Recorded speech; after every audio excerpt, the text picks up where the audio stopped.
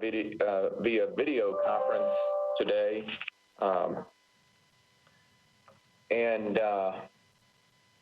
But it will be run just like a normal meeting.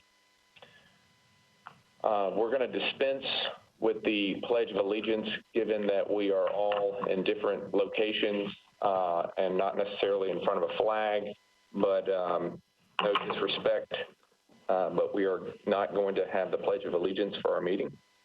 Pursuant to the provisions of Section 2.68.030 of the Metropolitan Code of Laws, notice is hereby given that if you are not satisfied with the decision made by the Metropolitan Transportation Licensing Commission, you may appeal the decision by petitioning for a writ of certiorari with the Davidson County Chancery or Circuit Court. Your appeal must be filed within 60 days of the date of the entry of the Metropolitan Transportation Licensing Commission's decision. We advise that you seek your own independent legal advice to ensure that your appeal is filed in a timely manner and that all procedural requirements have been met. Mr. Chairman, one error that I made on the agenda, if you could take, if you would look at, before you do the approval of the minutes, a motion to find that the meeting is essential, could you actually move that up on the agenda so we can make sure that we are official? An item on our agenda today is for consideration by the commission is having a motion to conduct our meeting via video conference and have it considered essential business of the metropolitan government, and that in order to meet and preserve public health, safety, and welfare, that it's necessary to meet electronically. Ms. Costonis, would you like to explain further, in case I've missed something important, why it's important that we move to conduct the meeting electronically? I actually think you explained that very well, but that's correct. So normally the commission meets in person and holds an open meeting open to the public physically and in person. During the pandemic, the governor has altered the open meetings law with an executive order to allow boards and commissions such as the TLC to meet electronically. And that executive order requires the board or commission to first find that its business is essential business of the metropolitan government, and then also that that meeting electronically will preserve the public health, safety, and welfare. So we would need someone to make a motion to that effect, making that finding. And it looks like that's permitted under Governor's Executive Order number 16. Is that right? That is correct, although a later executive order, and I don't recall the number off the top of my head, did continue the term of that period during which the electronic meetings can be held through June 30th, 2020. Great. Would anyone like to make a motion? I'm on the record. This is Pat McNally. I'll move that the Transportation Licensing Commission is engaged in essential business for the metropolitan government, and that to preserve the health currently under the COVID-19 pandemic, to preserve the health and welfare of the community, that it's necessary to conduct our business by electronic means. All right, and that was a motion by Mr. McNally. Is there a second? I'll second.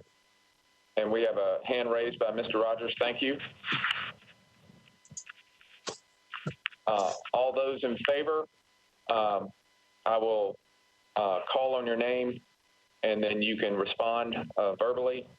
Mr. Rogers? Aye. Seconded. Yes. Ms. Warren? Aye. Ms. Palmer? Aye. Great. Motion passes. All right, so I'm going to back up a bit on our agenda. I need to take a... Do I not get the vote?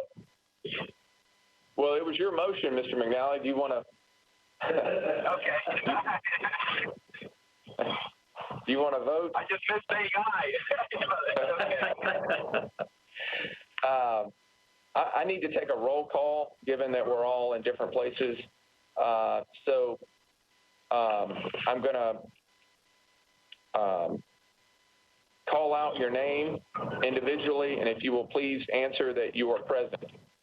Mr. Rogers. Present. Ms. Warren. Present. Ms. Palmer. I am present by telephone. And Mr. McNally. I am present by telephone as well, and not sure I can find a mute button. Great.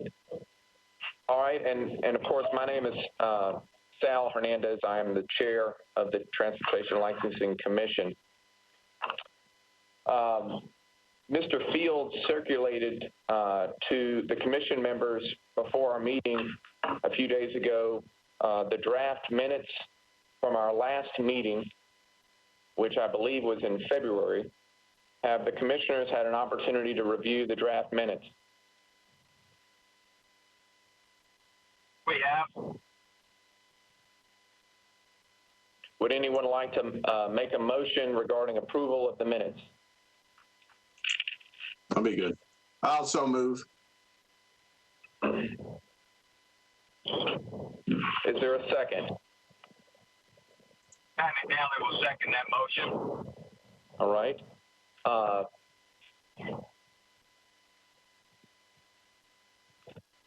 All right. So I will call your name, and if you would let me know if you vote yay or nay for approval of the minutes. Ms. Palmer. Yay. Ms. Warren. Yay. Mr. Rogers. Yes. And Mr. McNally. Yay. All right. Motion to approve the minutes passes. Next item on our agenda, we have a public hearing. We've been asked to review a Transportation Licensing Commission administrative rule.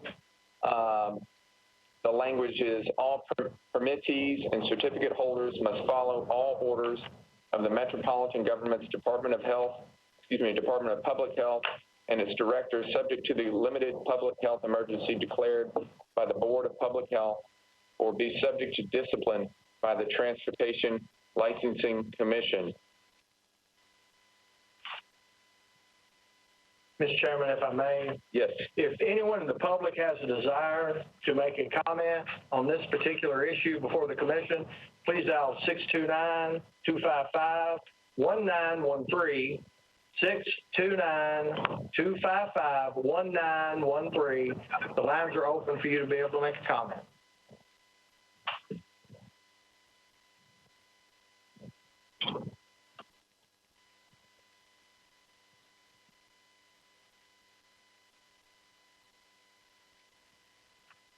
And commissioners, will allow the public a couple of minutes here at least to call in if they have any comments or concerns about the proposed new administrative rule.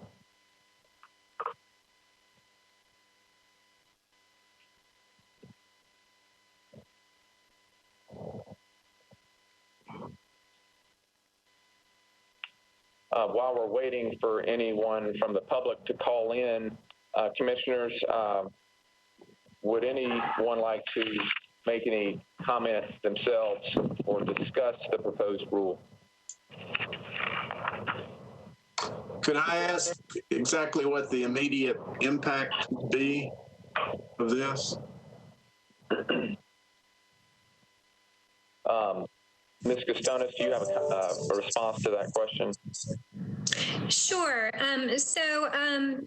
I'm not sure that this really does actually change what the code chapters that govern the various different types of certificate holders and permittees that the TLC regulates would provide. But we thought maybe just sort of for notice purposes, it would be helpful to go ahead and just clearly state this in a rule of the TLC in order to put certificate holders and permittees notice that they should expect to face discipline before the TLC if they fail to comply with the orders of the Director of Health during the pandemic and or any other public health emergency that may be declared in future.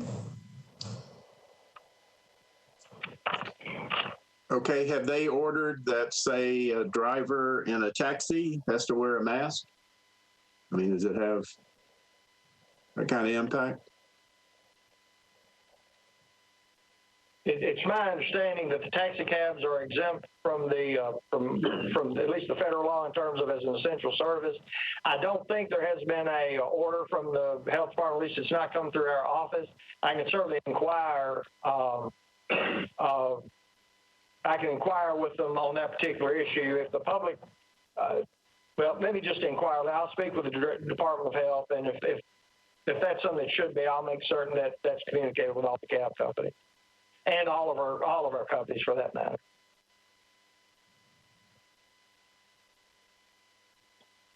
This isn't an effort to get rid of the pedal taverns, is it? No, sir. I don't know how they're going to do social distancing on some of these recent trans entertainment. Yeah, the transportation, it's certainly an issue.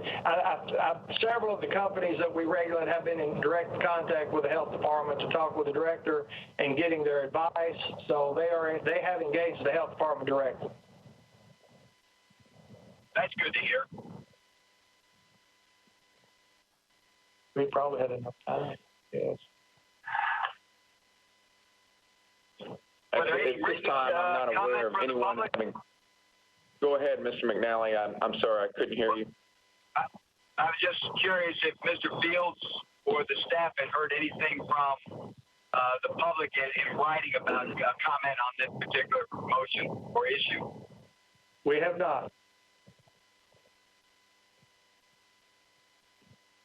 Not having heard from anyone from the public in terms of calling in on the 1913 phone line and not having any previous requests to speak. At this time, we'll close the public hearing regarding the proposed TLC administrative rule, and so we can further deliberate as a commission and decide whether to move to enact this rule.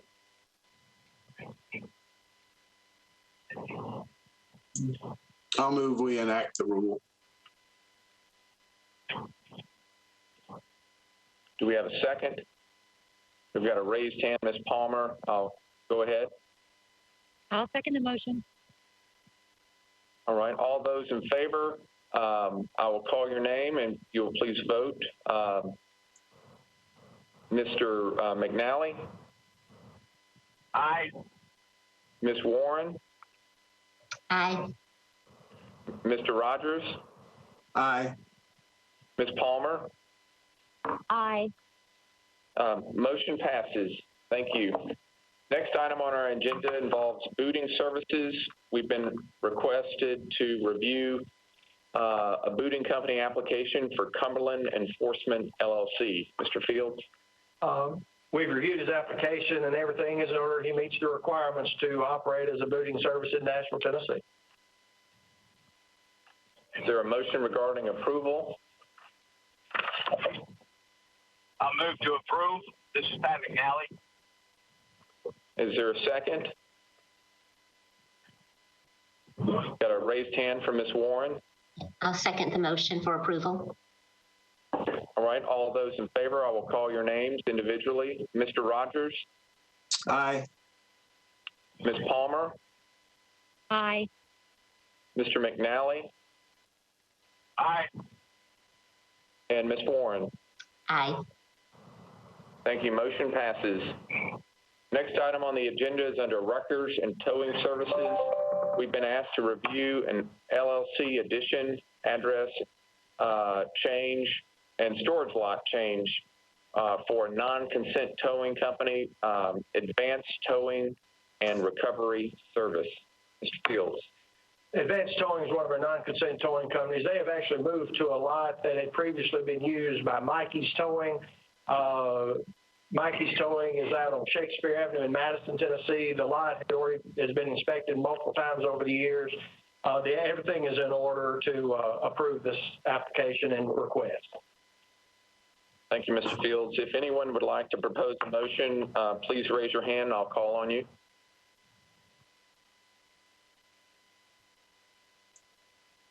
I'll do it. Mr. Rogers? You're muted, Mr. Rogers, but I see your hands raised. Okay, how about now? Yes, I can hear you. Also move we accept the application. Please raise your hand if there's a second.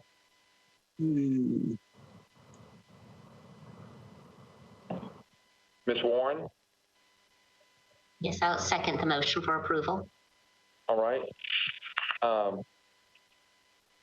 If anyone else has comments on the motion, please raise your hand and I'll call on you. All right, we'll take a roll call vote. I'll go through the list of our names again, if you'll please respond. Mr. McNally? Aye. Ms. Palmer? Aye. Ms. Warren? Aye. And Mr. Rogers? Aye. Motion passes. Next item on our agenda is under other passenger vehicles for hire. We've been asked to review several address changes. I'll call them off here. Franklin Limo LLC, Nashville Limo Trans, Shua Limo, 6 Star, and 615 VIP Ride. Mr. Fields? All of the applications are in order and meet the criteria. The Commission is required under the ordinance to accept or to review and decide to accept or not accept their request. All right, and I'll make a motion. Go ahead, Mr. McNally.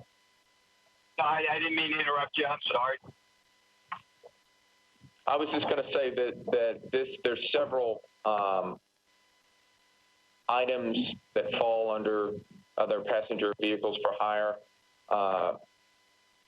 commissioners. So right now before us are address changes for 5 companies. Mr. Fields has said that their notices regarding the address change are all in order.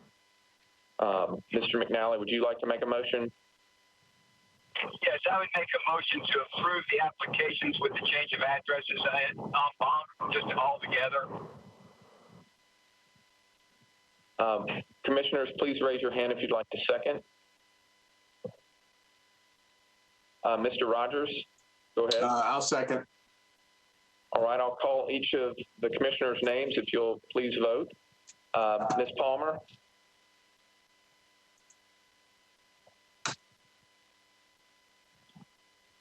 Aye. Ms. Warren? Aye.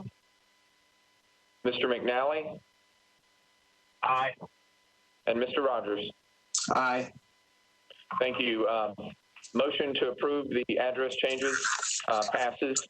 Next item under other passenger vehicles for hire, we've been asked to review partnership change requests for Blue Nile Limo and Nahome's Ride.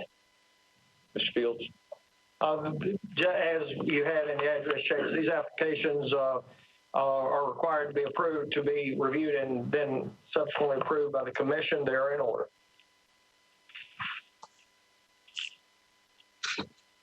Please raise your hand if you'd like to make a motion. Mr. McNally, I know you're participating by phone. Did you want to make a motion?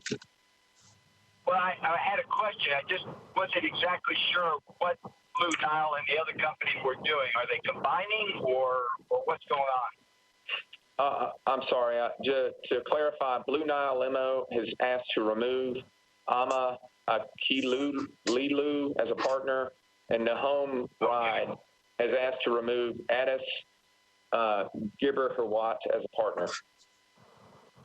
I'll make a motion that we approve the removal of the partners for both of the companies. And Mr. Rogers, I saw you had, or excuse me, Ms. Palmer, your hand's raised. Go ahead.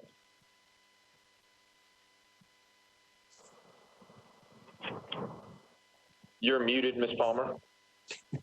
I apologize. I'll second the motion. All right, I'll go through roll call and in order to take a vote. Mr. Rogers?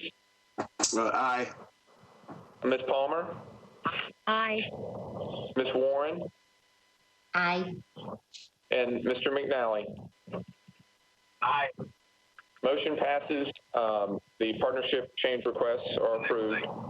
Next, we've been asked to review the company application for Mercy Limousine as an other passenger vehicle for hire company. Mr. Fields?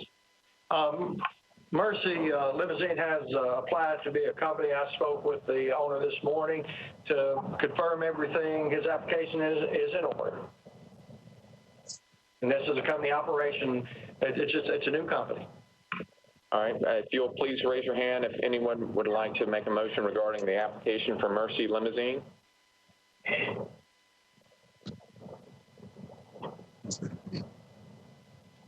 I'll do it. Mr. Rogers, I'll so move. is there a second regarding the motion? Please raise your hand. Ms. Warren? I'll second the motion for approval for Mercy Limousine. Thank you. I'll read roll call for a vote. Ms. Palmer? Aye. Mr. McNally? Aye. Ms. Warren? Aye. And Mr. Rogers? Aye. Motion passes to approve Mercy Limousine's application. Mr. Fields, do we have any other business before us? We have no other business. I'll update the commission just a little bit. The offices continue. Our office continues to be closed based on the current crisis. We are monitoring telephones and emails, and as I'm not sure I've officially reported to you, but we have extended under the director's authority, along with conversation with the chair, all of our permits that would have expired during this time period until which time we can reopen the office. We're working individually with as many people that have contacted us, trying to make sure that nobody's not working because of our inability to be in the office. The June meeting is our annual meeting for record services, and specifically emergency zones. There were no requests for any changes, so from the standpoint, we still will have to have a public hearing and a public meeting, but there are no requests for changes, and the application deadline for changes has passed. So unless the commission wants to make any changes on its own, there will not be any changes. And then the RFP process, we are working on the RFP process for SUMDs. I'm hoping that we're going to be able to have we're probably going to ask for a specially called meeting to be able to deal with that. It's not ready for circulation yet, but we are working to get to that point. And I don't think I've got any more news. And you think that meeting will be in July? Well, I'm actually hoping the RFP meeting will be in June. Okay.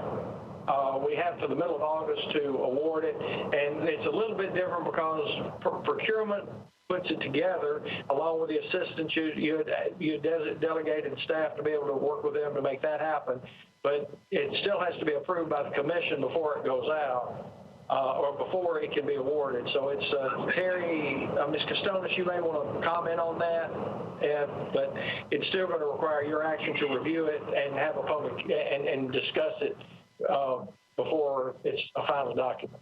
Is that a good way to put it, Ms. Costonis? Yes. So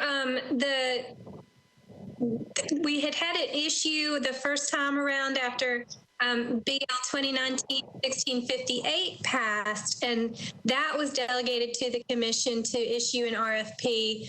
We kind of went through this process again, and then when council kind of adopted BL 2019-109 instead, kind of replacing the earlier bill, then that kind of reset that clock and started that process over again.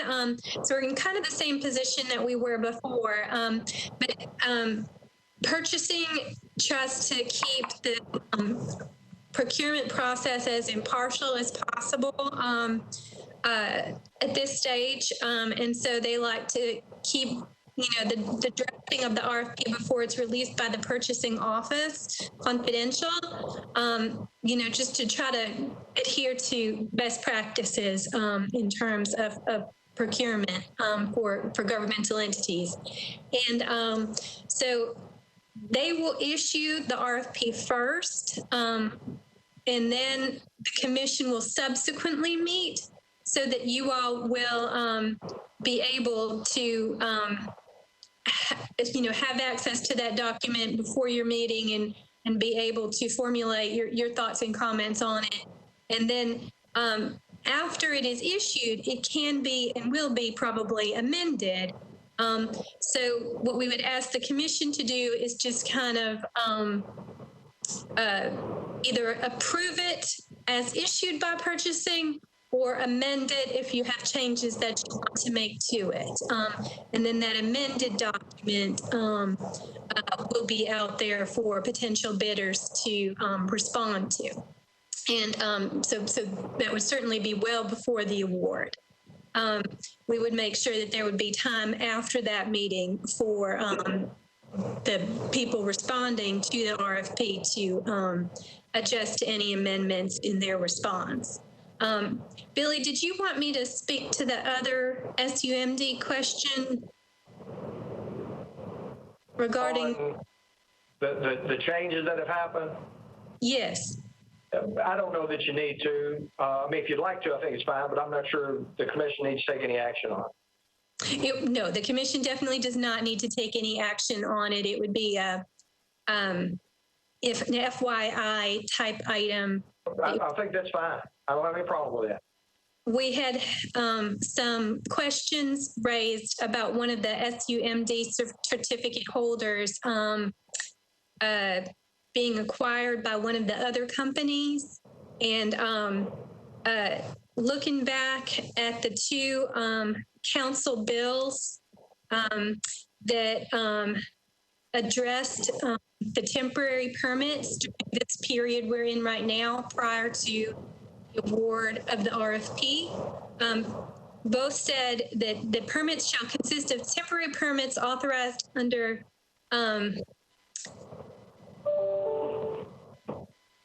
the two ordinances to operate with a fleet size of 50% of that which was authorized by their permit on July 1, 2019. So each certificate holder that had permits on July 1, 2019 may have exactly half the number of permits that they had on that date. And that was originally imposed by BL 2019-1658, and then BL 2019-109 extended that. So the same set of temporary permits that was in place would continue until we have an award on the RFP.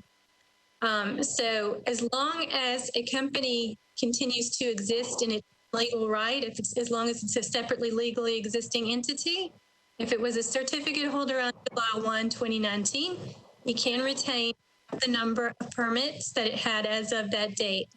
But neither of those bills has any provision for a transfer of those permits that I'm aware of.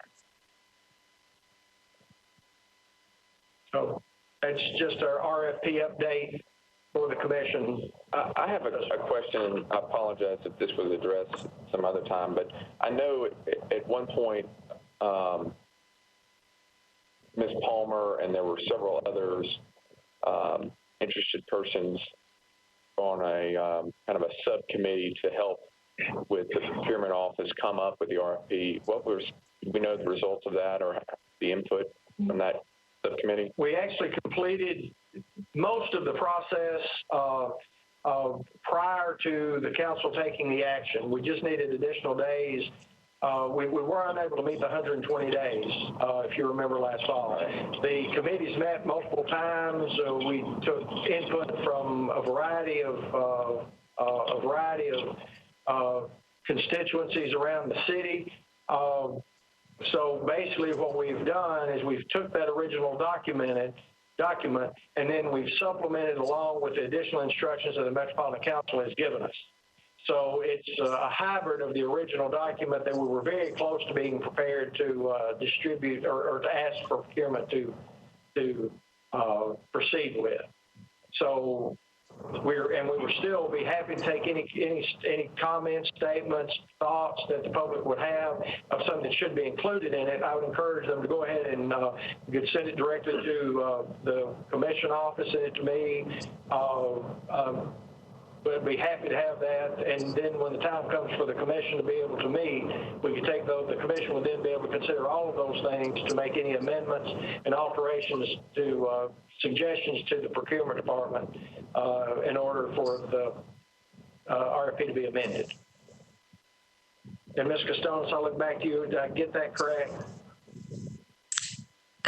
Yes, they would be able to amend the RFP after it is issued.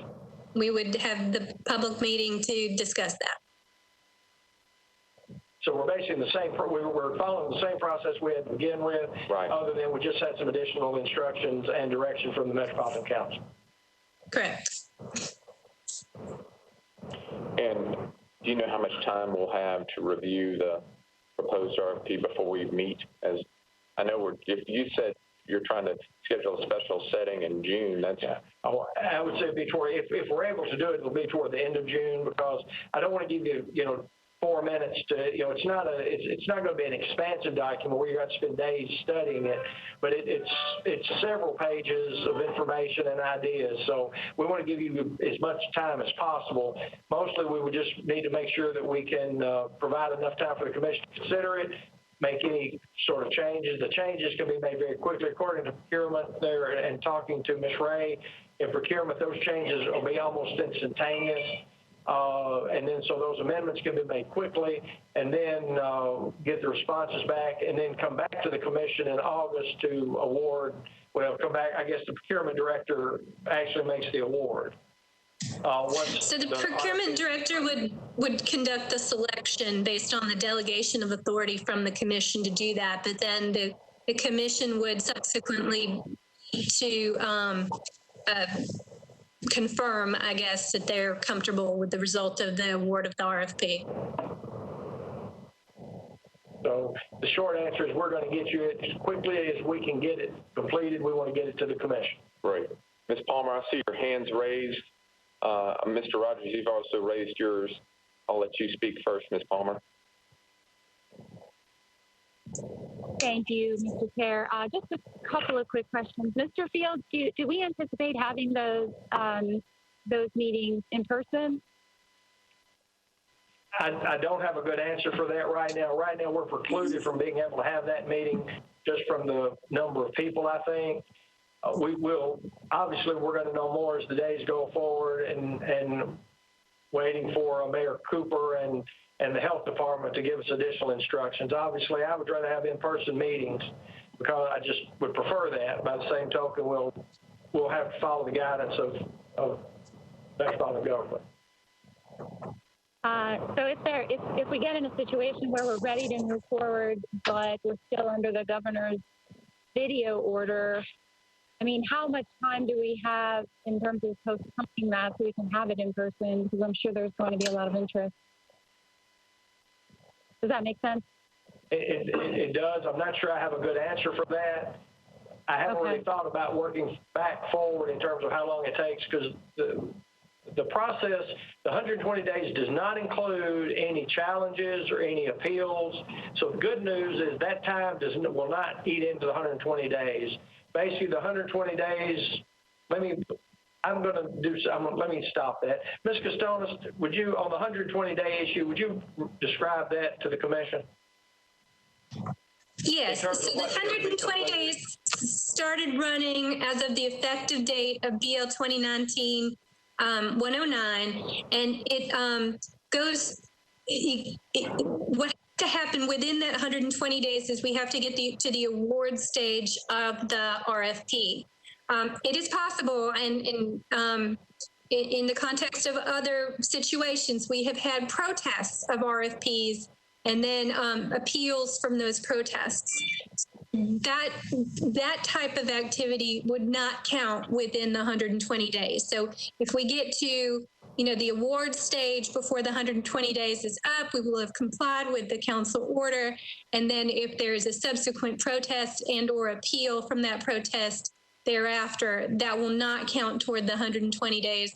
And once that process is fully played out, then the TLC is required by the council order to start issuing permits within a reasonable time period thereafter. So the protest, the appeal, and the issuance of permits are not included within the 120-day period.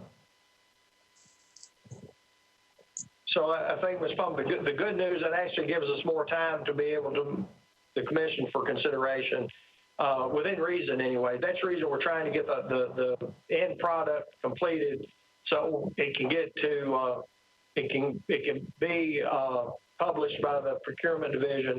And then it's up, the public has it at that point, and the commission will have it, and everyone will have the same document working at the same time. Then people will be able to comment directly to either the TLC office or the commissioners about anything that might be in there prior to your consideration.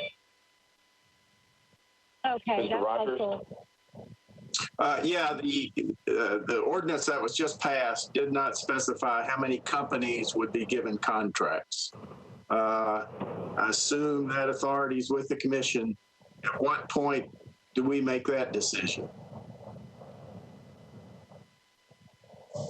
So the award would actually, the selection of the awardee would actually be at least initially delegated to the purchasing agent and the evaluation committee. I mean, technically it is the decision of the purchasing agent, but the evaluation committee, which I assume may include a member of this commission, would make the recommendation to the purchasing agent in terms of selection and in terms of how many of the proposed responses, an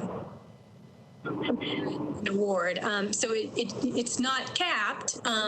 We could award multiple certificates, certainly, but it could be as low as one. It really, or none, even if we don't get any good responses. I mean, it depends on the content of the responses, I think, in terms of how many merit an award. But I think there is some language in the bill that says that it is possible for the commission to, in approving the language of the RFP, set a limit or a cap on the number of the certificates that can be awarded. We've had some discussions in the past about legal concerns in terms of monopoly on doing that. And while the law is not crystal clear, we would continue to have those concerns. So I think that there was a reason why that language in the bill was permissive to you all and not mandatory.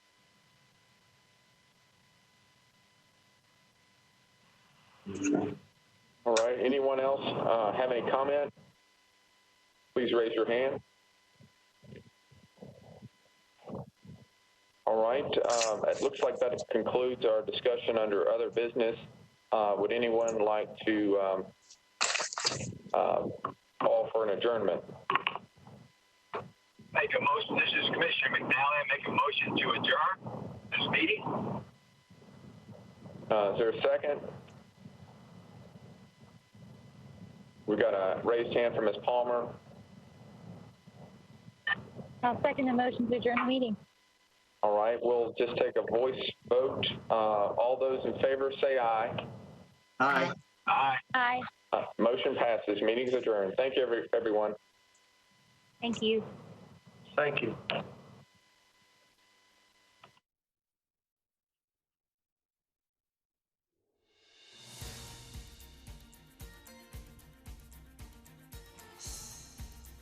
This has been a service of the Metro Nashville Network. If you would like to see this presentation again, or for more information about this and other programs, visit nashville.gov.